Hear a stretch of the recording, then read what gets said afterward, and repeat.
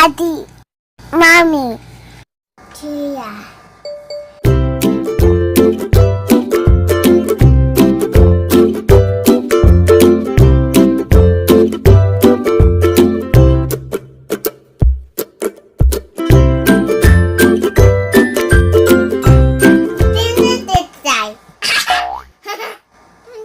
Subscribe the channel.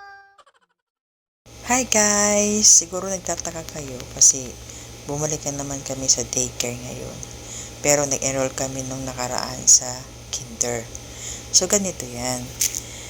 Yung pumunta kami sa public sa kinder, na-question kami ng SPED teacher niya kung bakit daw nag-enroll kami ng kinder, naka-enroll kami sa SPED. Kung SPED daw kami, SPED lang. Kung kinder ang gusto ko, kinder lang. So, isa lang yung pagpipilian. So, pinili ko SPED. Kasi one-on-one yon. Kasi, alam ko naman, aminado naman ako bilang nanay at ako din yung araw-araw na nagsusundo tagahatid kay John at alam ko ang kanyang ginagawa at routine. Alam ko talaga na may kulang pa sa kanya. So, papaulitin ko siya ng daycare at hindi pa siya talaga ready sa kindergarten as regular. Okay lang yung paunti-unti yung progress, at least meron kaming target goal. Kasi kung gusto kong pamadaliin yung anak ko, tapos sa bandang huli pagdating ng grade 1 hindi siya makapasa, mas mahirap yun kasi babalik ulit kami sa baba. So mas maganda yung paunti-unti na umuusad. Kaya okay lang yun para sa akin na makatatong beses kami dito sa daycare. At least yung paunti-unti man, pero may progress naman kahit papano. Bali, ang schedule ni Jonah ay fully booked. Kasi meron siyang therapy 2 times a week, meron siyang SPED 2 times a week, at meron siyang daycare. Itong daycare na to, depende na sa amin kung araw-arawin namin. Depende na rin sa mood ni Jonah kung kaya pa niya yung mag-daycare sa hapon. Hands by your side. Quiet, please.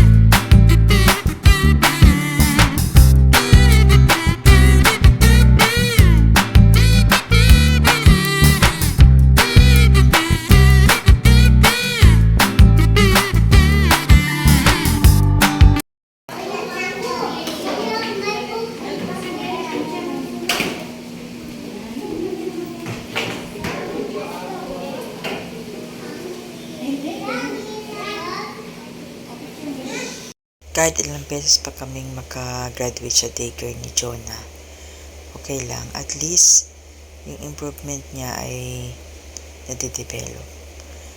So, natapos na kami ng graduation ng 2 beses. At ngayong school year, pag natapos ito, pangatlong beses namin sa daycare.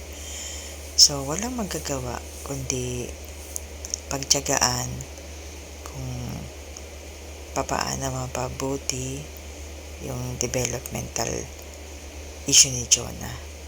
So ngayon, meron siyang therapy, meron siyang SPED at daycare. So paunti-unti magkakaroon ng development si Jonah, at yun nga, sinasabi namin na kailangan pa talaga niya ng focus kasi nadidistract pa siya.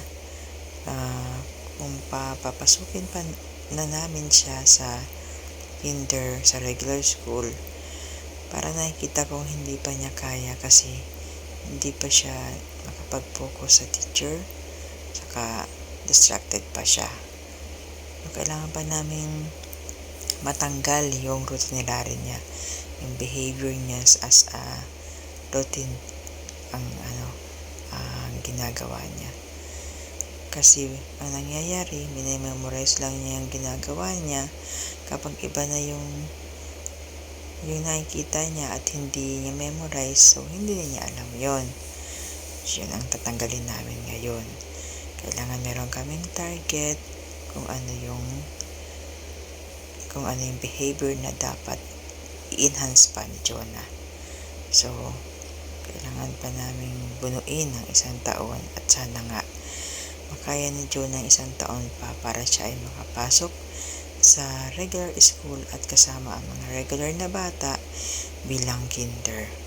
Okay lang. Habang inaantay din namin ang follow-up assessment niya sa developmental pedia, dito pa rin kami sa daycare kasi kailangan pa ng latest o updated assessment ng developmental pedia na mga gagaling nga doon kay Dr. Daria dito sa Pro 9 kasi isa lang yung developmental pedia niya. Ang daming bayan-bayan, pati yung Pagadian hawak ng Pro 9, pati yung Basilan, yung Hulusulu, dito rin sila lahat dito sa Zamboanga pumupunta.